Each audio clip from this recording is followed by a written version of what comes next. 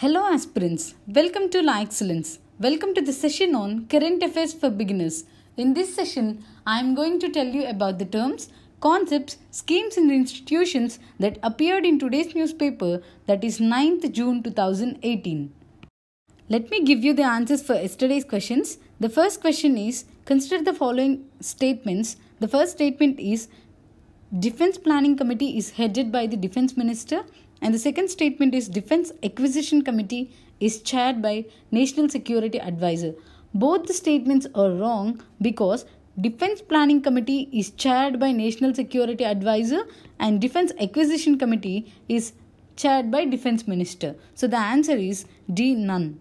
And the second question is, in which state does Bhima Koregaon is located? The answer is B, Maharashtra. The first article is Bank of India rises lending rates by 0.1%. In this article, we have to see what is this MCLR, marginal cost of lending rates. This is the minimum interest rate of a bank below which it cannot lend to the customers unless instructed by RBI. And this is the internal benchmark or reference rate for the particular bank. And it was introduced in 2016. Before, it was based on base rate system. Now, it was shifted to MCLR. Why this shift? Because this MCLR is more sensitive to changes in the policy rates, and for the effective implementation of this monetary policy, this is so useful. What is this monetary policy? This is the policy to maintain the price stability in the market. And let us see what are the aims of this MCLR. It is to improve the transmission of policy rates into the lending rates of banks, to bring the transparency in the methodology followed by banks for determining the interest rates, and to ensure the availability of bank credit at interest rates which are fair to borrowers as well as to banks, and to enable the banks to become more competitive and enhance their long-run value and to contribute to the economic growth. The second article is Trump calls for Russia to be readmitted into the G7 bloc. Here we should see what is this G7 bloc.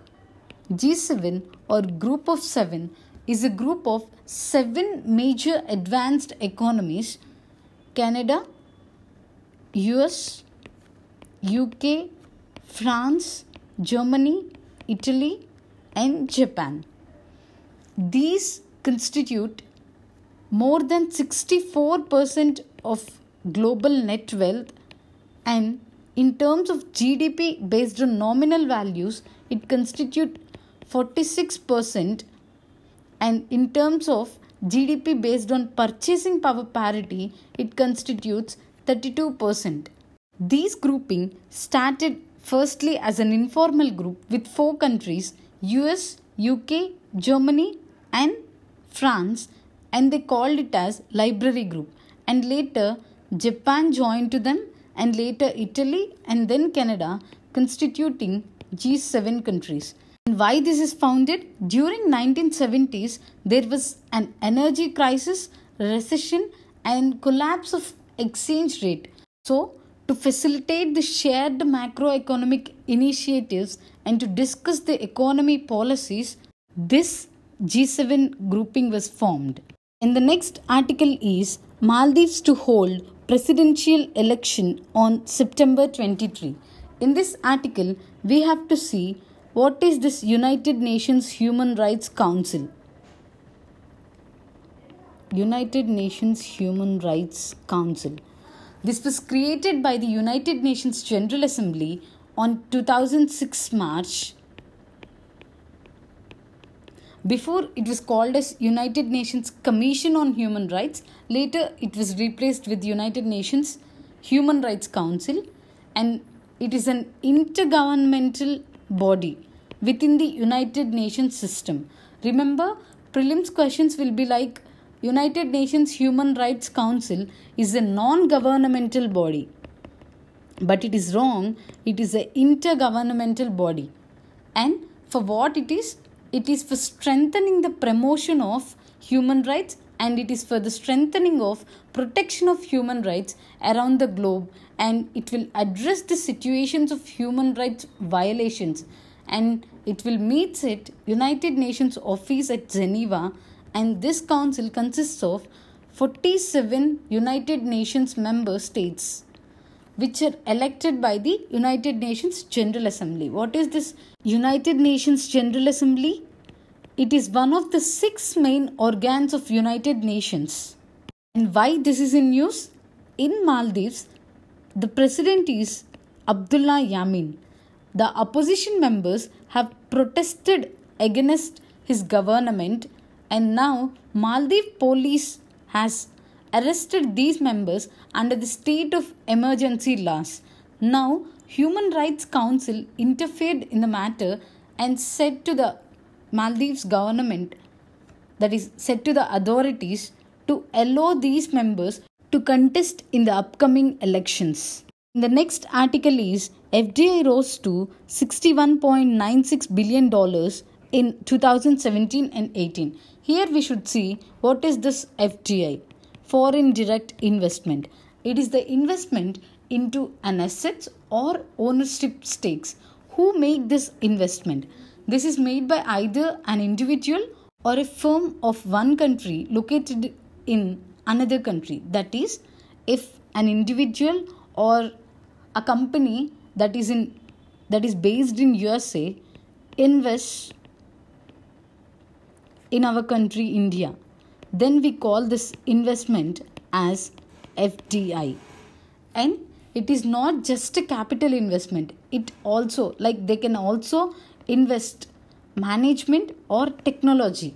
These are mostly made in open economies in preference to tightly regulated economies. Like in open economies, there will be liberal rules. And this FDI can also play a significant role in the growth dynamics of the host country. Like if they invest more, the growth of the country will increase. India has relaxed its FDI regulation, and now it allows 100% FDI in single brand retail without any government approval.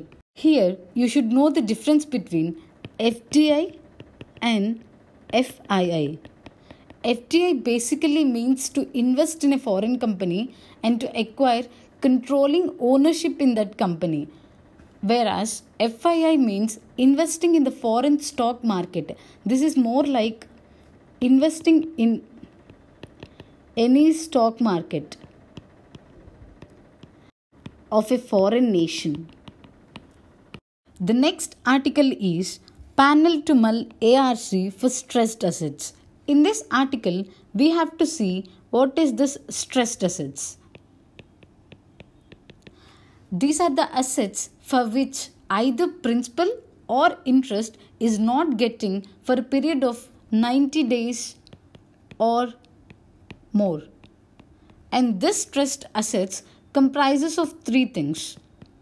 First, non-performing assets, and the second one, restructured assets, and the third one is written off assets. Let us discuss these 3 things in detail. The first one is NPA. If for an asset, either the principal amount or the interest is not getting for a period of 90 days, then they term this asset as non-performing asset. And the second one is restructured loans. After 90 days, still borrower has not paid the loan or interest, banks will restructure his loans by giving some concessions. Like either they extend his time period for repayment or they will reduce the interest rate. Then after this restructuring, these loans are called as restructured loans. And the third one is written off assets. It means now after everything done, still the borrower is not willing to pay the loan, banks will remove that loan from asset list of that bank. Then that asset is called written off assets. So stressed assets consists of non-performing assets, restructured assets and written off assets. Try to answer today's questions. The first question is marginal cost of lending rate MCLR refers to. It is a rate at which central bank of a country lends money to commercial banks, or the rate at which central bank of a country borrows money from commercial banks, or it is the minimum interest rate of a bank below which it cannot lend except in some cases allowed by RBI, or it is a specified minimum fraction of the total deposits of customers which commercial banks have to hold as reserves either in cash or as deposits with the central bank. And the second question is, which of the following country is not the part of Group of 7 or G7? And from today, we are giving notes to this program core, and to download the notes, please visit our website www.lawx.in/CivilsPrep. Thank you.